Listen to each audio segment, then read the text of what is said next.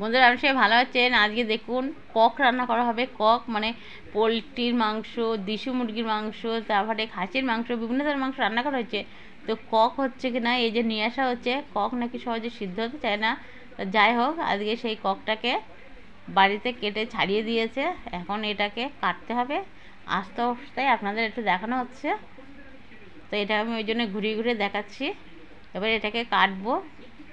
আগের দিনও বলেছিল নিয়ে আসার কথা, তারা দিতে এসেছিলো, তা আমরা নেইনি। ভালো অনেক দিন আগে রান্না করছিলাম, ভালোটা সিদ্ধ হয়নি ককটা। তো আজকে এসে বাড়ি দিয়ে গেছে, তার নোবা হয়েছে। এই যে সকালে নিয়ে ছাল ছাড়িয়ে চামড়া সব ছাড়িয়ে দেওয়া হয়েছে, চামড়া খাই না, সাইডে ফেলে দিয়ে এখন এটাকে ড্যাস দিচ্ছে কড়াই যাওয়ার জন্য রেডি। এখন এটাকে কাটবো, কেটে তারপরে রান্না করা হবে। তার জন্য কিছু মশলা টশলা তৈরি করে নেবো হচ্ছে। আর এরে কাটতে হবে, কেটে রান্না করা হবে। তার আগে আপনাদের দেখিয়ে দিলাম যে ককটা দেখুন কেমন দেখতে। আর ওইদিকে মাংসটা কেটে আমি ধুয়ে নিয়েছি কিছুটা, এ দেখুন। আর এখানে আজকে একটু বলেছে আলু বেশি খাবে ককের সাথে, তো সেই কারণে একটু আলু দিয়ে দিয়েছি। আর মাংস নিয়েছি, সবটা নেইনি, একটু রেখে দিয়েছি। কত কেমন সিদ্ধ হয় কি হয় তা তো জানি না, ওই জন্য কিছুটা রেখে দিয়েছি আর কিছুটা নিয়েছি। আর ককটাকে তো অনেকটাই হচ্ছে। আর কড়াইতে সরষের তেল দিয়েছি, দিয়ে তেলটা গরম করে নিয়েছি, নিয়ে দিচ্ছি তেজপাতা। আর আর দিচ্ছি এখানে গরম মশলার গরম মশলার ওই যে এটা এলাচ দানাটা ফাটিয়ে দেবো হচ্ছে। আর দেবো হচ্ছে এটা কিছুটা গোলমরিচ। গোলমরিচগুলো গালে পড়লে বেশ ভালো লাগে খেতে, ঝাল ঝাল। ও তার জন্য গোলমরিচ দেবো, তার জন্য গোলমরিচ দিয়ে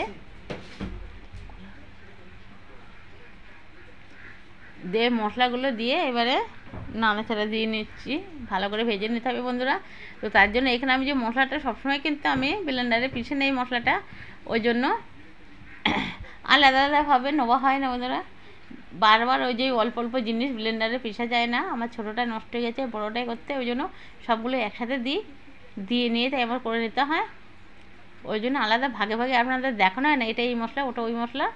পেঁয়াজ রসুন আদা তো আমি সবসময় একসাথেই বাটি। আর জিরে ধনে আর মশলাগুলো তো গরম মশলা, এগুলো তো আমি ভাজা করে গুঁড়ো করে নিই। আর মাংস রান্না করলে মাংসের একটা আলাদা মশলা থাকে, সেটাও এতে দেবো হয়, তাহলে একটু খেতে ভালো হয় বন্ধুরা। আর বিশেষ করে আমি আজকে দেবো এই ককটা রান্না করতে গেলে বেশ একটু ভালো লাগবে, তার জন্য আমি ওই যে ফ্রিজে টমেটো হচ্ছে না কড়াইতে দিয়ে বেশ ভালো সুন্দর করে নাড়াচাড়া দিয়ে অনেক সুন্দর করে যে কুটুরে রাখা ছিল ফ্রিজে, তার মধ্যে বার করেছি। এই জন্য টমেটো সেখান থেকে ও টমেটো দিয়ে দেবো একটু এতে, তাহলে বেশ ভালো লাগবে।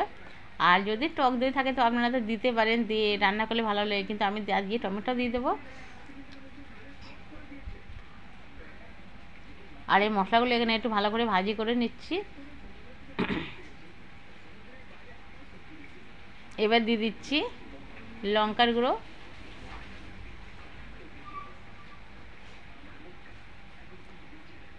একটু ঝাল ঝাল হলে মাংস কিন্তু একটু ভালো লাগে লঙ্কার গুঁড়ো।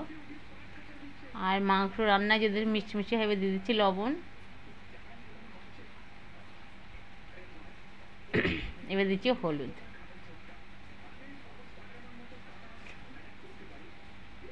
এগুলো সব আপনার নিজের পরিমাণ মতন এইগুলো দেবেন, মাংস কতটা সেই হিসেবে আপনার মশলাপাতি, আপনার লবণ হলুদ সব কিছু সেই পরিমাণ মতন দিতে হয়।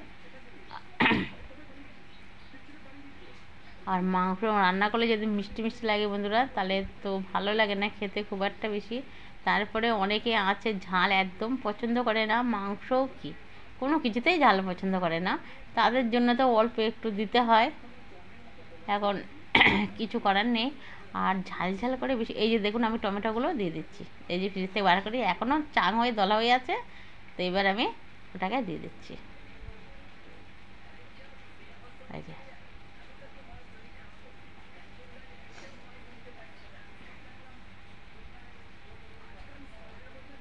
আস্ত টমেটো যে যদি ডিবে রাখা হয় তা কিন্তু সাথে সাথে বার করে নিয়েই রান্নাটা করে নিতে হয়, নাহলে ও বার করে রাখার পরে যদি শক্ত থেকে একবার নরম হয়ে যায় তখন ওটা নষ্ট হয়ে যায়, ফেলে দিতে হয়, আর নেওয়া যায় না। তো আমি ওই জন্য কড়াইতে দিয়ে বেশ এরকম শুকনো শুকনো দেখছি মশলা হয়ে যায়, ঠিক এরকম শুকনো শুকনো করে তাই আমি কৌটোয় তুলে রেখে দিয়েছিলাম, আর আজকে দিচ্ছি আলুগুলো আগে দিয়ে দিচ্ছি। আলাদাভাবে আর ভেজে নেইনি, কেননা ককটা সিদ্ধ হতে তো সময় লাগবে, ওই জন্য তার সাথে আলুগুলো ভালোভাবে সিদ্ধ হয়ে যাবে। তাই আমি মশলার মধ্যে আলুগুলো দিয়েছি, দিয়ে সুন্দর করে কষিয়ে নিচ্ছি। সুন্দর করে কষিয়ে নিয়ে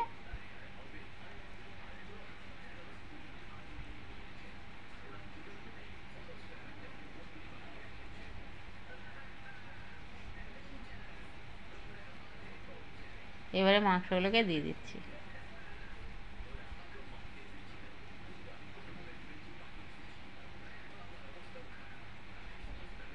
আর এর আগে একটা কক এনেছিল 6 কেজি মতন, এত বড়,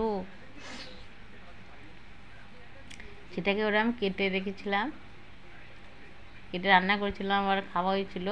কিন্তু সেই ককটাকে আমার প্রেশার কুকারে করে দিয়ে সিদ্ধ করে নিতে হয়েছিল, তাও সিদ্ধ হয় না। ওই জন্য আবার অনেক দিন পরে এই যে কক আনা হলো। তাই এই ককটা দিয়ে এটাও একটু বেশি করে জল দিয়ে ঢাকা দিয়ে আর কষানোর সময় ঢাকা দিয়ে সিদ্ধ করে নিতে হবে। আর আমি যে হচ্ছে কিনা ব্লেন্ডারে করে মশলাটা পিষেছি, তাতে আমি একটু সারা মশলা লেগে গেছে গায়ে বলে তাতে একটু জল দিয়ে রেখে দিয়েছি, যে মশলা যখন কষাবো কোনোটা ঢেলে দেবো, সেই জলটা দিয়ে কষে নেবো সুন্দরভাবে।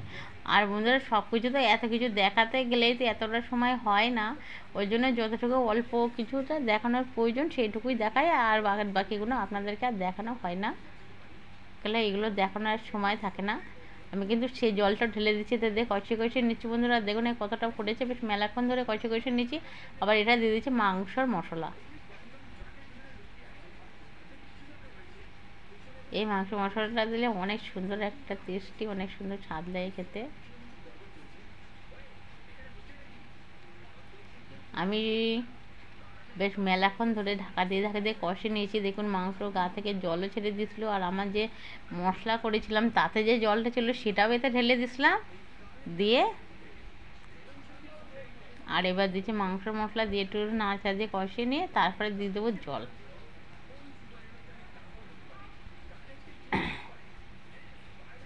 যাতে মাংসগুলো আলুগুলো খুব সুন্দরভাবে সিদ্ধ হয়, এবার জল দিয়ে দিচ্ছি।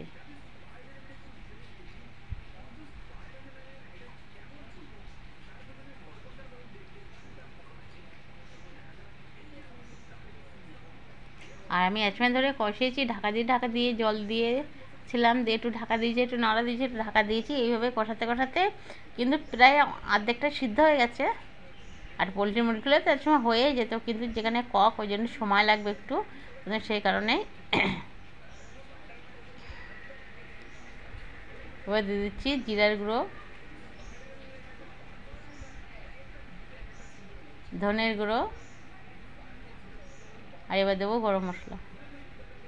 যে গরম মশলা দিয়ে দিলাম, সব আমার গুঁড়ো করে রাখা থাকে।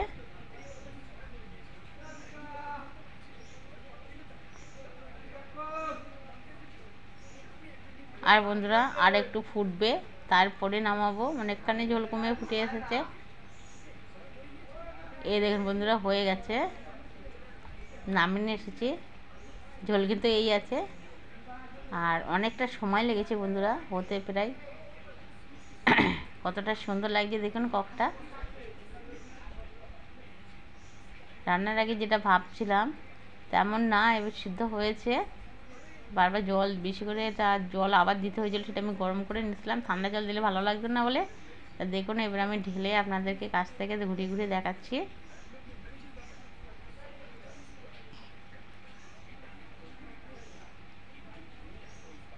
দারুণ একটা কালারও হয়েছে, দারুণ লাগছে দেখতে।